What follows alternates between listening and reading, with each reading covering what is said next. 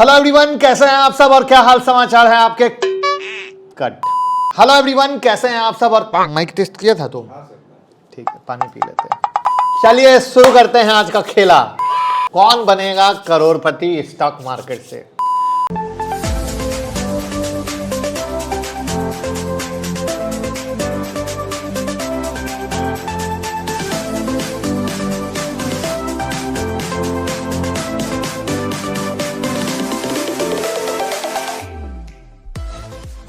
Hello everyone, कैसे हैं आप सब और क्या हाल समाचार हैं आपके। आज हम लेकर आए हैं एक यूनिक वीडियो। यूनिक वीडियो क्यों है?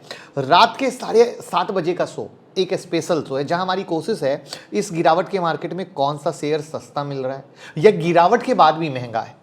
वहां पर जहां पर आप लोगों को यह पता है कि एफआईआई दबा के माल बेच रहे हैं, अपनी पोजीशन को एग्जिट कर रहे हैं, तो वहां पे मैं लेके आया हूं 5 ऐसे शेयर जहां पर एफआईआई दबा के पोजीशन को बढ़ा रहे हैं। हो गए सरप्राइज। और एक है बोनस यानी 5+1, तो वो छठा शेयर लास्ट में। साथ में सवाल यह है कि एफआईआई ने माल बढ़ाया है तो क्या हम जाके खरीद लें? नहीं ना। तो आखिर वहां पे क्या सच में उस कंपनी में पोटेंशियल है और उस पोटेंशियल को देखने का क्या नजरिया है, मैं सब बताने वाला हूं। तो मैं मुकुल अग्रवाल आपका आप ही के YouTube चैनल में स्वागत करता हूं और चलिए शुरू करते हैं सबसे पहले शेयर से। तो हमारा पहला स्टॉक है KEI इंडस्ट्री और इसकी एनालिसिस के लिए हम सबसे पहले चलते हैं टिकर टेप पर। आखिर में मैं करूंगा अपनी बात, पहले चीज़ों को देखते हैं। वहां पर हम इनके फाइनेंशियल पर यहाँ ऊपर में क्लिक किए, फाइनेंशियल पर आए, higher than industry revenue growth, higher than industry net income, increasing market share, यानी हर कुछ ग्रीन है, पॉजिटिव मैनर में है। नेट इनकम आप देखो लगातार 19, 20, 21, 22 इंक्रीज हो रहा है। टोटल रेवेन्यू देखो सिर्फ 2021 में डाउन आया था, उसके बाद बहुत अच्छा इंप्रूव किया है। ईबिटा भी 2021 में डाउन आया था, उसके बाद बहुत अच्छा इंप्रूव किया है। यहाँ पर अगर आप पीयर एनालिसिस में आते हो तो इनका कंपेयर फिनोलेक्स केबल से किया गया है और उस एंगल से ये कहीं ना कहीं महंगा है ऐसा बताया जा रहा है एज पर एनालिसिस। वहाँ पर जब हम इनके होल्डिंग्स पे नज़र आते हैं तो टोटल प्रोमोटर होल्डिंग 38.02 है, जो थोड़ी थोड़ी घटी है प्रोमोटर होल्डिंग। और यहीं पर जब हम एफआईआई की होल्डिंग पे जाते हैं तो आप देखकर आश्चर्य में आ जाएंगे कि एफआईआई दबा के लगातार इस स्टॉक में अपनी पोजीशन को बढ़ा रहे हैं। एक समय में 16.33 था जो आज बढ़ के 25.27% का हो चुका है। वहीं पर म्यूचुअल फंड वाले मोटा मोटा 20% के ऊपर होल्डिंग रखते थे जो 18.80 के पास है, लमसम वही। लेकिन यहाँ पर एफआईआई की होल्डिंग मुझे बहुत ही अच्छी लग रही है कि उन्होंने यहाँ पर बढ़ाया है। वहां पर इनके फोरकास्ट पे आते हैं तो 93% एनालिस्ट सजेस्ट करते हैं कि आप इसको बाय कर सकते हैं। वहीं पर हम टिकर टिप के प्रो वर्जन पे आते हैं तो लो probability of default in next 12 month, मतलब इनका एक ऐसा फीचर है जहां पे आपको तो ये पता नहीं होता कि कंपनी डिफॉल्ट कर सकती है या नहीं कर सकती, लेकिन आप टिकर टेप के माध्यम से ये पता कर सकते हैं कि डिफॉल्ट करेगी या नहीं करेगी। क्वालिटी चेक के हिसाब से अच्छा है, ग्रोथ स्कोर के हिसाब से अच्छा है, मतलब हर एक एंगल पे इस कंपनी के शेयर को अच्छा पाया जा रहा है। वहाँ पर मैं आपको बताना चाहूँगा इंडस्ट्री पी 23.2 है और स्टॉक पी 28.9 है और PEG रेशियो 0.90 का, यानी PEG रेशियो 1 के नीचे है, लेकिन स्टॉक पी थोड़ा सा महंगा है, थोड़ा सा। वहां पर ROC 24% का और ROE 19.2% का है, यानी ROC और ROE अच्छा है। डेट 355 करोड़ का है, फ्री कैश फ्लो 169 करोड़ का है। तो मोटा मोटा जो है थोड़ा बहुत डेट है जिसको इनको हैंडल करने में कहीं से कोई दिक्कत नहीं आएगी। तो इस नज़रिए से ये शेयर लॉन्ग टर्म के विजन से जो ये सारे सिनारियो क्रिएट हो रहे हैं उसके हिसाब से अच्छा आ रहा है। लेकिन जब हम टेक्निकल एनालिसिस के चार्ट पे जाते हैं तो हम देखते हैं ये लगातार साइडवेज मूव में चल रहा है, यानी इससे अगर तेज़ी होनी है तो इसे 1350 के ऊपर चलना ज़रूरी है। अब हमारा दूसरा शेयर है द्वारिकेश शुगर इंडस्ट्रीज़ लिमिटेड, जहां पे इसके जब हम फाइनेंशियल पे आते हैं तो higher than industry revenue growth, increasing market share, ticker tape से हम देख रहे हैं जहां पे नेट इनकम इनका लगातार इंप्रूव हुआ है सिवाय फाइनेंशियल ईयर 2020 के। सेम कहानी, रेवेन्यू इंक्रीज हुआ है, ईबिटा इंक्रीज हुआ है, तो हर एक एंगल से बेहतर परफॉर्म कर रहा है। वहां पर सारे एनालिस्ट जो भी हैं वो इसको बाई की रिकमेंडेशन दे रहे हैं। वहाँ पे इनके होल्डिंग्स पे आओगे तो प्रमोटर होल्डिंग 42.09% की है और एफआईआई जो एक ज़माने में सिर्फ 0.12% की होल्डिंग होल्ड किया करते थे इस शेयर में, वो बढ़कर हो गया है 7.70%। इसको बोलते हैं हीरा ढूंढना, कि लाइक जहाँ पे एफआईआई की दबा के बिकवाली चल रही है वहाँ पे एफआईआई किस तरीके से माल उठा रहे हैं।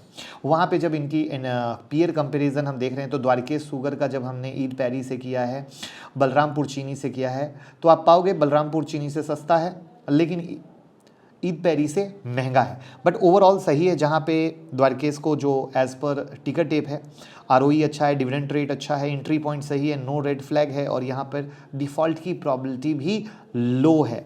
तो ये सारा नज़रिया हम यहाँ से एक सेकंड में देख पा रहे हैं कि किस तरीके से क्या ये निकल के आ रहा है। वहाँ पर हम अगर स्टॉक पी देखें तो 13.9 है, इंडस्ट्री पी 13.7 है, यानी मोटा मोटा ठीक है। वहाँ पे अगर आप आरओसी देखोगे तो 21% का, आरओई देखोगे तो 24.8% का, यानी आरओसी और आरओई अच्छा है। कंपनी पे डेट 523 करोड़ का है, फ्री कैश फ्लो 177 करोड़ का है, यानी कंपनी पर थोड़ा डेट है बट कंपनी अच्छी है। शुगर इंडस्ट्री को सरकार का बहुत सपोर्ट मिला है।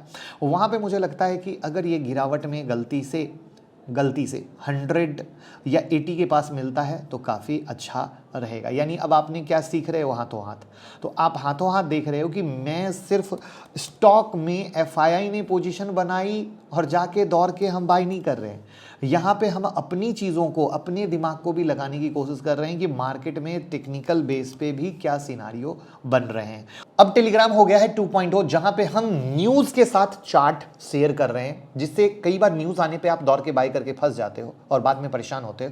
तो न्यूज़ और चार्ट देख के आपको क्लियर रहेगा दौड़ के बाई करना है या नहीं करना है।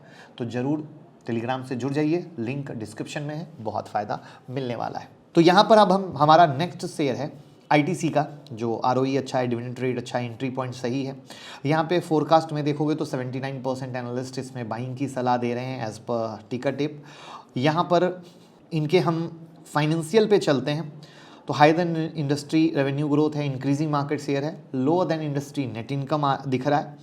इनका नेट इनकम लगातार इंप्रूव हुआ है, इनका टोटल रेवेन्यू लगातार बढ़ा है। सिर्फ फाइनेंशियल ईयर 2021 में मामूली सा डीप था, इबिटा में भी मामूली सा डीप था, लेकिन बाकी चीज़ें बहुत अच्छे तरीके से चल रही हैं। वहीं पर अगर हम इनके होल्डिंग्स पे आते हैं तो आप पाओगे एफआईआई ने अगेन अपनी पोजीशन को वापस से बढ़ाया। जहां पे एफआईआई अपनी पोजीशन को घटा रहे थे वापस से बढ़ा के 11.99% कर लिया है। और म्यूचुअल फंड वाले 10% के पास अपनी होल्डिंग रखते हैं तो एज इट इज़ रखा है। वहां पर आप देखोगे इंडस्ट्री पी 17.5 है, स्टॉक पी 22.1 है, तो यानी ठीक ठाक है। आरओसी 33.7 और आरओई 24.8% है, यानी कंपनी का आरओसी और आरओई अच्छा है। डेट 249 करोड़ का है, फ्री कैश फ्लो 13,767 करोड़ का है, यानी बहुत फ्री कैश फ्लो है कंपनी के पास, बहुत अच्छी कंपनी है। तो अगर आप एक विज़न रखते हैं लॉन्ग टर्म का तो आईटीसी तो आपके पास एज एसआईपी मोड आपके शेयर में, आपके पोर्टफोलियो में होना चाहिए। तो अब हमारा नेक्स्ट स्टॉक है Gujarat Narmada valley fertilizer chemical limited, जहां पे अगर इनके फोरकास्ट पे देखें तो फिलहाल नॉट अवेलेबल बता रहा है एज पर टिकर टिप। वहाँ पे अगर हम इनके फाइनेंशियल डेटा पे चलेंगे तो lower than industry revenue growth है, lower than industry net income है, डिक्रीजिंग मार्केट शेयर है, यानी चीज़ें घट रही हैं। वहाँ पर अगर हम इनके नेट इनकम पे आते हैं तो नेट इनकम 2020 में गिरा था लेकिन 2021 में वापस से पिकअप किया है और 2022 में बहुत ही अच्छा नेट इनकम आया है। वहीं पर टोटल रेवेन्यू भी अच्छा चल रहा है, ईबिटा भी बहुत अच्छा चल रहा है। वहाँ पर अगर हम पीयर कंपैरिजन करते हैं तो आप पाओगे कि स्टॉक सस्ता है एज़ पर पीयर कंपैरिजन में। वहाँ पर अगर हम होल्डिंग पे आते हैं तो प्रमोटर होल्डिंग 41.18% का है और एफआईआई की होल्डिंग देखें तो दबा के अपनी पोजीशन को बढ़ा के 8.55% से 22.39% कर लिया है। यानी एक साइड शुगर था और एक साइड फर्टिलाइज़र था, जहाँ पे गवर्नमेंट का सपोर्ट का कहानी चल रहा है और वहाँ पे इन लोगों ने अपनी पोजीशन को बहुत ही दबा के बढ़ाया है। अब इनके प्रो सेक्शन में चलते हैं टिकर टिप के, तो डिफ़ॉल्ट की प्रॉबिलिटी बहुत लो है, क्वालिटी चेक बहुत अच्छा है, बस ग्रोथ स्कोर जो है वो पुअर है। इससे आपको हर कुछ घर बैठे 2 सेकंड में पता चलता है कि क्या है, किस तरीके से है। वहाँ पे इंडस्ट्री पी देखेंगे तो 11.8 है, स्टॉक पी 5.99 है, यानी स्टॉक सस्ता है। आरओसी 33.1, आरओई 24.6 है, यानी कंपनी ग्रोथ कर रही है, सब कुछ सही है।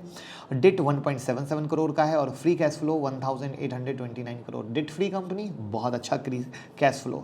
वहाँ पर मुझे ये लगता है कि ये स्टॉक अगर 500 के पास, 350 के पास गलती से मिल जाए तो काफ़ी अच्छा रहेगा। अब हम चलते हैं अपने नेक्स्ट स्टॉक पर। उससे पहले वीडियो को लाइक नहीं किया है तो फटाफट लाइक कर दीजिए, और डीमेट और ट्रेडिंग अकाउंट का लिंक डिस्क्रिप्शन में है। आप जिससे मन चाहे अकाउंट ओपन करके डीमेट और ट्रेडिंग अकाउंट का और इन्वेस्टमेंट का मजा ले सकते हैं। तो नेक्स्ट स्टॉक है एंजल वन का, जहां पर आरओई बहुत अच्छा है, डिविडेंड रिटर्न में इनसफिशिएंट डेटा बता रहा है, एंट्री पॉइंट अच्छा है, नो रेड फ्लॉग जोन है, और वहाँ पर अगर प्रोज में हम देखते हैं टिकट टिप का तो डिफ़ॉल्ट की प्रोबेबिलिटी बहुत लो है, ग्रोथ स्कोर बहुत अच्छा है। यहाँ पर अगर इनके फोरकास्ट में आएंगे तो 100% एनालिस्ट बाइंग की सलाह दे रहे हैं। जब इनके फाइनेंशियल पे आते हैं तो higher than industry revenue growth, higher than industry net income, increasing market share, यानी हर एक एंगल से एंजल वन के लिए अच्छा हो रहा है। एंजल वन यानी एंजल ब्रोकिंग। और टोटल रेवेन्यू देखेंगे आप लगातार इंप्रूव हो रहा है, EBITDA देखेंगे लगातार इंप्रूव हो रहा है, नेट इनकम देखेंगे लगातार इंप्रूव हो रहा है। एक बहुत ही अच्छे तरीके से ग्रोथ करता हुआ स्टॉक। वहाँ पर अगर आप एनालिसिस जब पीयर एनालिसिस करते हैं तो कहीं ना कहीं ये स्टॉक पीयर से थोड़ा महंगा है। वहाँ पर जब आप इनके होल्डिंग्स की तरफ जाएंगे तो आप पाएंगे टोटल प्रमोटर होल्डिंग 44% के पास में है। वहाँ पर जब FII पे नज़र डालेंगे तो अगेन आप सरप्राइज हो जाएंगे, जहाँ पर FII दबा के माल बेच रहे थे और यहाँ पर इस शेयर में 4.5% की अपनी होल्डिंग रखते थे, उसको 9% के पास ले गए, 8.96% की होल्डिंग ले गए हैं।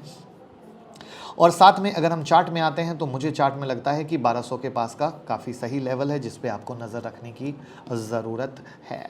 अब हम आते हैं अपने बोनस शेयर पे, कोफोर्ज लिमिटेड का, जहाँ पे अगर हम इसके बेसिक पे आते हैं तो आरओई अच्छा है, एंट्री पॉइंट सही है, नो रेड फ्लैग है, डिविडेंड रिटर्न कम है।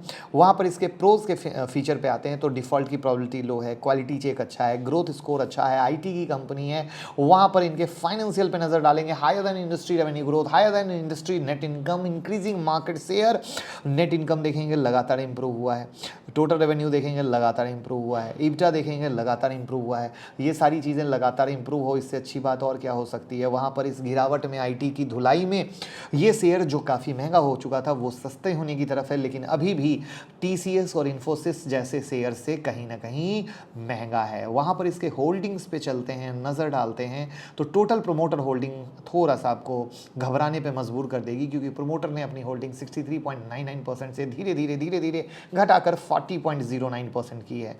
वहीं पर FII की होल्डिंग 14.44% से बढ़ती हुई 22.40% के पास पहुंच चुकी है। वहीं पर MF वालों ने भी दबा के होल्डिंग बढ़ाई है और 19.26% कर दिया है, क्योंकि कंपनी ही इतनी अच्छी है। क्योंकि इनका अगर आप इंडस्ट्री पी देखें 27.4 है, स्टॉक पी देखें 34.9 है, जो मैंने कहा था थोड़ा अभी भी महंगा है इतनी गिरावट के बाद। क्योंकि ये शब्द मैं बार बार क्यों फोकस कर रहा हूँ, क्योंकि आप लोगों को लगता है अरे स्टॉक पिट गया, मैं फंस गया, मेरा स्टॉक इतना नीचे आ गया। ऐसा कुछ नहीं है, स्टॉक अभी भी महंगा है। ROC 32.6%, ROE 25.4%, यानी ये एक पैरामीटर बहुत अच्छा है। फ्री कैश फ्लो 618 करोड़ का, डेट 490 करोड़ का, यानी मोटा मोटा डेट फ्री कंपनी है। उसके बाद भी कैश कंपनी के पास बचेगा अगर चुका दें तो। और इस कंपनी को पहले NIIT टेक्नोलॉजी के नाम से जाना जाता था, आई होप ये आपको पता होगा। तो इस तरीके से ये जो शेयर हैं इसमें अब टेक्निकल एनालिसिस के चार्ट पे अगर आप आएंगे तो मैं चार्ट पे आपको लेवल बताना चाहूँगा, जहाँ पे लेट्स सी कि क्या ये अपने 3500 के लेवल को होल्ड करता है क्या, क्योंकि अगर 3500 के नीचे जाएगा तो फिर 2800 के पास का ही अच्छा और स्ट्रॉन्ग लेवल होगा। तो ऐसा कौन सा और शेयर है जहां पे FII ने अपनी पोजीशन को बढ़ाया है, कमेंट बॉक्स में बताइए। और ये यूनिक कोशिश कैसी लग रही है ज़रूर बता के मोटिवेट कीजिए, वीडियो को शेयर कीजिए, हर घर पहुंचनी चाहिए जानकारी, क्योंकि हर घर सीखेगा तभी तो कमाएगा India. Thank you so much.